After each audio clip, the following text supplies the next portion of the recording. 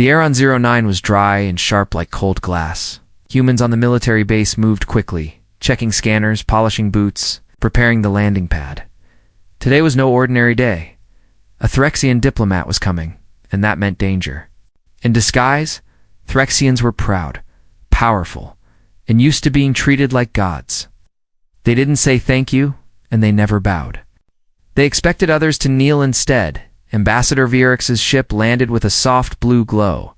It was shaped like a silver dagger, smooth and cold. When the ramp opened, guards in black armor stepped out first. Then came Vierixa, tall and glowing. With jewels across her long robe, her skin shimmered with pale gold, and her eyes were like glowing rubies. She looked around, but her face showed no emotion.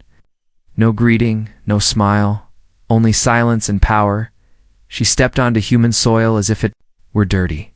Behind her, the Threxian guards raised their long staffs, as if daring anyone to breathe wrong. The humans watching held their breath. Then Captain Dane stepped forward, tall and calm. He didn't bow, didn't salute, didn't even nod. He simply looked her in the eye, arms crossed over his chest. The base fell silent. Tense, as a string pulled too tight. "Welcome to Earth Command Outpost 9. Dane said plainly. "You'll be staying in the East Wing," he added. Virixa raised one eyebrow. She looked at him slowly, her voice like ice. "Do you speak too?" All royal guests like that. Human Dane's tone didn't change. Only to the ones who act like they own the place before they've even said hello. The crowd blinked, unsure what would happen next. But Virixa didn't shout, didn't order his arrest. Instead, she narrowed her eyes and stepped forward. So close he could smell the floral oil on her skin. "I am not used to being challenged," she said. "I noticed," Dane replied, unfazed. "This is going to be interesting," Virixa whispered under her breath, as if testing a game she'd never played before. Later that day, chaos followed her everywhere. She refused the food made by human chefs, calling it unfit for even my shadow. She ordered her room be changed 5 times, complaining the lights were too dim, too bright, too warm, too cold. She refused to speak directly to any staff, demanding they speak to her guards instead. But Dane didn't react to any of it. He simply watched her like a storm cloud that hadn't broken yet. He gave orders when needed, but never bowed. He stayed calm like steel under fire. The next morning, Virixa entered the command room without permission. All the officers stood quickly, unsure what to do. She walked straight to the main console and began touching the screen. "Stop," Dane's voice echoed from across the room. She turned slowly, lips tight. "I am inspecting your outdated systems." She said. "You are touching military controls," he replied, taking a step closer. "You're not authorized." Her guards tensed, hands moving to their weapons, but Dane didn't flinch. "I suggest you step away before someone makes a mistake," he said firmly. The silence was heavy. Then Virixa turned and walked away without a word, her robe sweeping behind her like a silent wave. Outside the door, she paused and smiled for the first time. "He is different," she whispered to herself. That night, she stood on her balcony. Looking out at the human base, she watched the soldiers move with discipline, not fear. She saw the way Dane gave commands not with a raised voice, but with calm respect. Her people used fear to rule. But here, respect came from action, not from bloodlines or titles. She didn't understand it yet, but something inside her began to shift. In her chambers, she sat alone, touching her ceremonial pendant. It was the symbol of her family, untouchable, ancient, superior. But today, Human had looked her in the eye and reminded her she was a guest, not a queen, not a conqueror, not a god, just a guest. And strangely, she wasn't angry. She was curious, deeply curious. Who was this Captain Dane? And why didn't he fear her like everyone else? Why did his eyes hold strength without hate? Power without pride, she would find out, one way or another, because for the first time in many years someone had put her in her place, and she didn't hate it. She wanted to know more. Even if it meant breaking her pride, one piece at a time. The sun, on 09, rose behind thick blue clouds, casting a strange glow on the base ambassador. Virixa stood before a tall mirror. Adjusting her silver crown of rank, Her fingers moved slowly. But her mind was sharp and alert. She thought about Captain Dane again. The way he looked at her with calm eyes, he didn't flinch, didn't lower his gaze, didn't fear her title. That was rare, and it bothered her more than she admitted. Virexa stepped out into the hallway. Her guards behind her, humans, moved aside quickly, whispering quietly. Some bowed. Others avoided her eyes, but she barely noticed. Her focus was on one man, Captain Dane. He had become a challenge. And Threxians didn't like to lose. In the central command room, Dane was busy reviewing data reports. Virexa walked in without announcement again. This time alone, the room quieted as she stepped forward, her long robe brushing the clean floor. Dane looked up, but didn't stand. He kept reading his report. As if she were just another officer, her eyes narrowed. "Are your people always this rude?" she asked coldly. Dane calmly set the report aside. "I could ask the same about yours," he said. She stepped closer, her voice sharper now. "You insult the Threxian Empire with your tone." Dane leaned back in his chair. "You insult this base with your behavior?" Everyone in the room froze. A low alarm beeped in the background, but no one moved. The tension was thick. Virex's fingers twitched, but she didn't draw her weapon. Instead, she tilted her head and gave a slow smile. "So, this is what human defiance looks like?" she said softly. "No, this is what boundaries look like," Dane replied. Later that day, during a joint diplomatic dinner, Virexa refused to sit beside any human. She ordered her own table brought in, set higher than the others. She brought her own food and didn't touch a single dish served. Still, Dane said nothing. He didn't try to please her, didn't argue. Just watched from a distance that night. Her curiosity grew stronger. Why didn't he try to impress her like the others? Why didn't he fear her title? Most humans either tried too hard or stayed silent and weak. But Dane stood tall without shouting, and that made him dangerous. Virexa decided to test him again. She walked into the training area the next day while soldiers were sparring. She wore her ceremonial Threxian armor, more for beauty than battle. She demanded a match with the human combat simulator.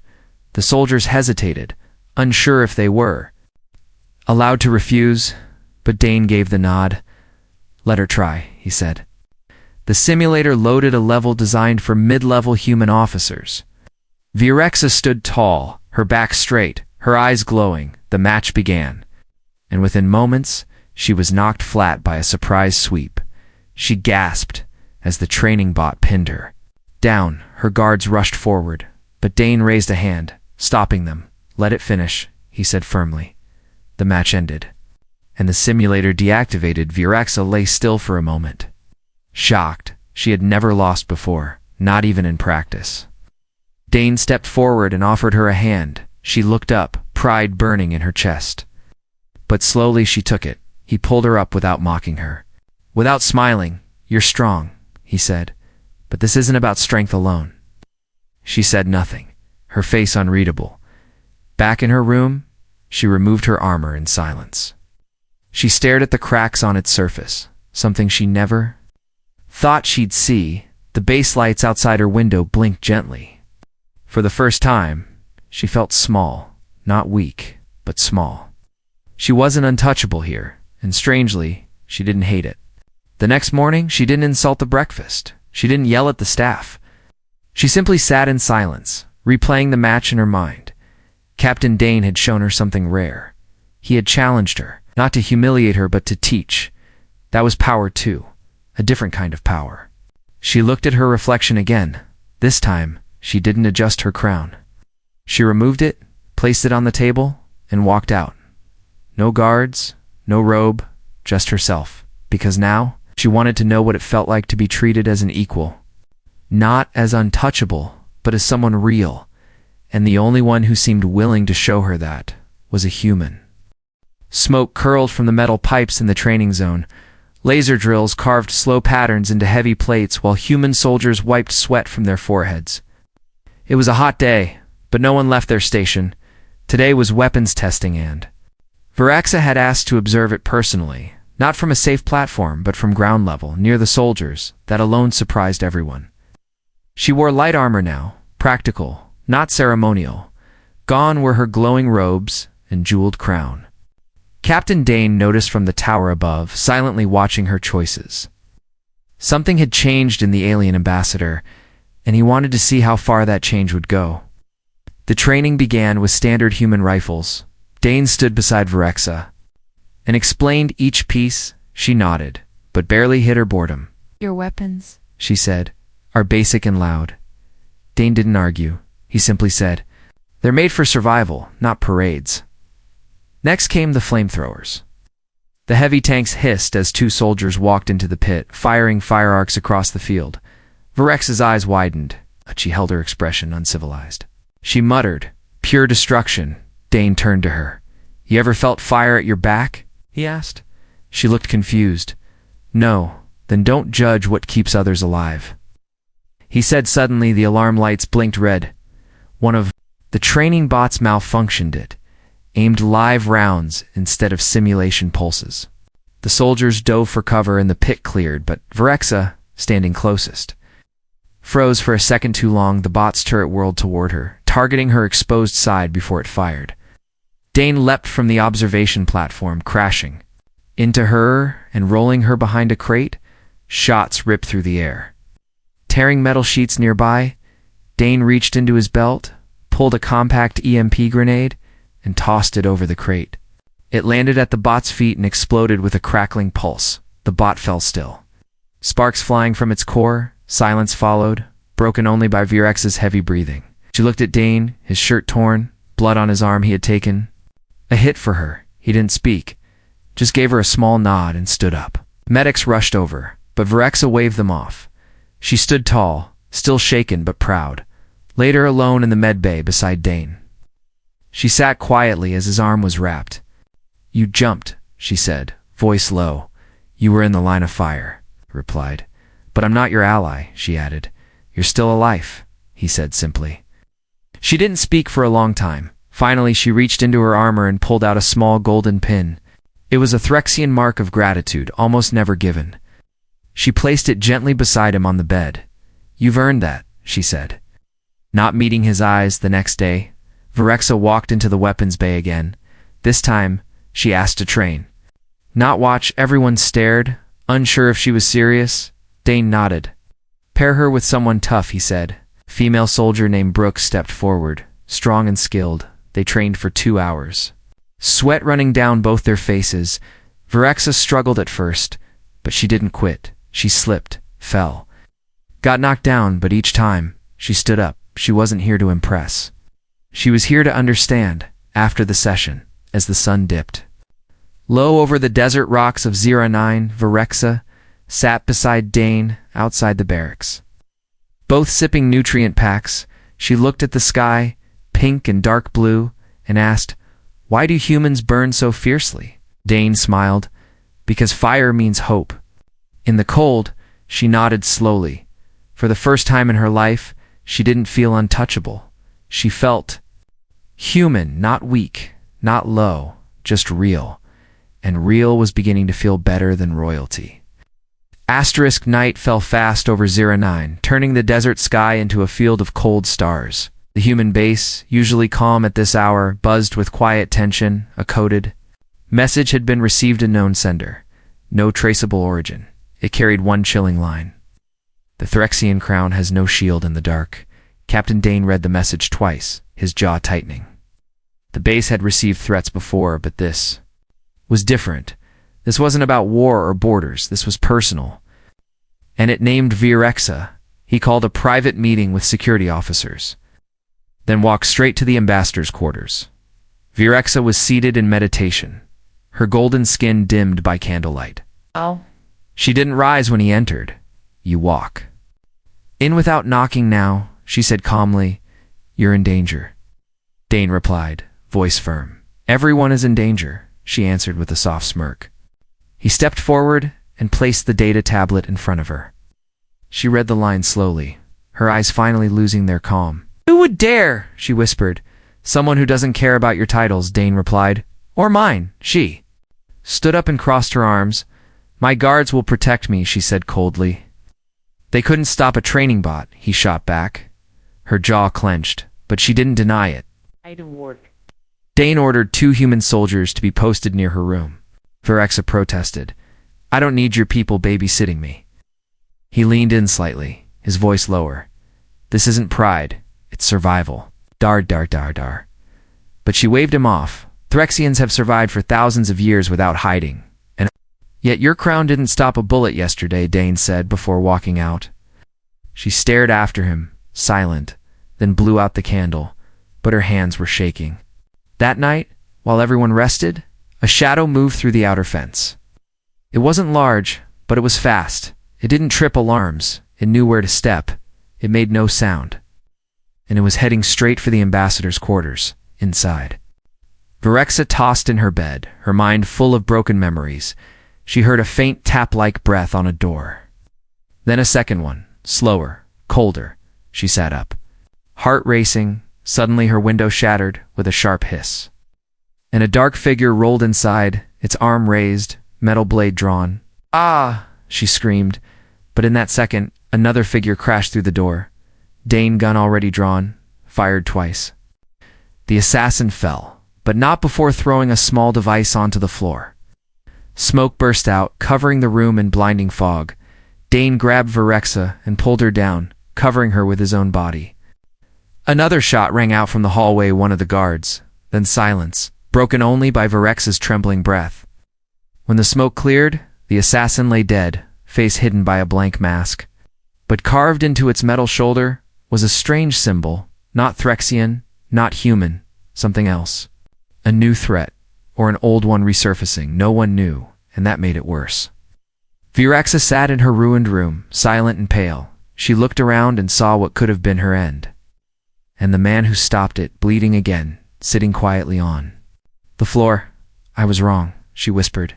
Dane raised an eyebrow. I thought no one could touch me, she said. I thought power meant safety. He didn't smile. He only said, power is the first thing they aim for. For the first time, she bowed her head, not as royalty, but as someone who now understood what it meant to be mortal. Protected, not because of who she was, but because someone cared enough to stay, even when she told him to leave. The sun hadn't risen yet, but the base was already awake. Security drones circled the skies, boots echoed through the halls, and watchtowers blinked red. After the attack, everything changed. Every shadow looked like a threat. Every silence felt like a warning, but inside the officer's lounge it was quiet. Captain Dane stood by the wide window, sipping bitter coffee from a metal cup. Behind him, the door hissed open. Soft and slow, Virexa entered. Not in armor, not in robes, just a plain dark outfit. Her long hair tied back. He didn't turn around, just said, couldn't sleep either. No, she replied, walking toward him. She stopped beside the window. Watching the faint light touch the desert horizon, for a long time, they said nothing. Then she spoke, her voice softer than ever before. You should hate me, he looked. At her? Surprised why, he asked. I've insulted your people, your base, your command, she said. And yet, you keep saving my life. Dane placed the cup down slowly. I don't save people based on manners, he said. I save them because I can. She looked down at her hands. In Threxian culture, showing weakness is a crime, she said. Even thanking someone can be seen as submission. Sounds exhausting. He replied with a hint of a smile. She finally looked up at him. But I want to thank you. She whispered, for not treating me like a queen. Dane leaned back. Against the table, arms crossed. You came here expecting fear, he said. You got honesty instead. She nodded slowly. It was jarring, she admitted, but honest things stay with me. Then her voice changed, calmer, almost curious. Why do your people fight so hard for each other? Because no one else will, he replied without pause. Humans have always been alone in the dark, until we reached out to the stars. But the stars didn't always welcome us, so we learned to protect our own. Virexa stepped closer, folding her arms loosely. I used to think humans were loud, chaotic, foolish, Dane chuckled. Some of us are, she smiled. Faintly. But now I see something else, she continued. You don't fight because you want power. You fight because you want peace. She moved toward a chair and sat, her body more relaxed than ever before. I used to believe my crown gave me strength, she said quietly. But strength isn't the medal on your head. It's the people who stand beside you when everything falls. Dane said nothing, just watched her. This wasn't the same ambassador who had arrived glowing with arrogance. This was a woman who had seen death, felt fear, and tasted truth. She wasn't untouchable anymore. She was changing, and maybe that made her more powerful than before. She reached into her sleeve and pulled out a thin metal card. It was her personal encryption seal, used only for high-level Threxian communications. I want you to have this, she said, placing it on the table. Dane looked at it, confused. It's a direct line to me, she explained. No guards, no channels, no politics. Why? He asked. Because one day, she said slowly, I might need someone to tell me the truth again. She stood up and walked toward the door. But before leaving, she turned and said, Captain Dane, if I had met someone like you earlier in my life, I wouldn't have wasted so many years pretending to be untouchable. Then she left, leaving the room as quiet as it was before.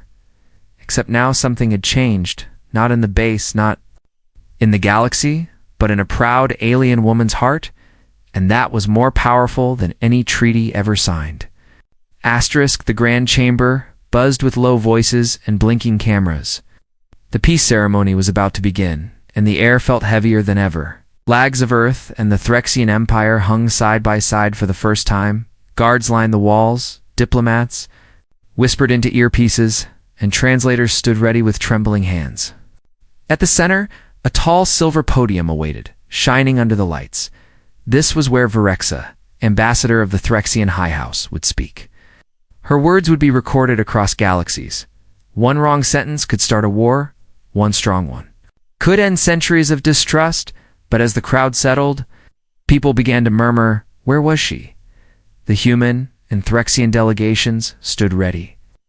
But the ambassador was not in sight. Then the doors opened, and every eye turned. Virexa walked in, not in a glowing robe, not in her crown.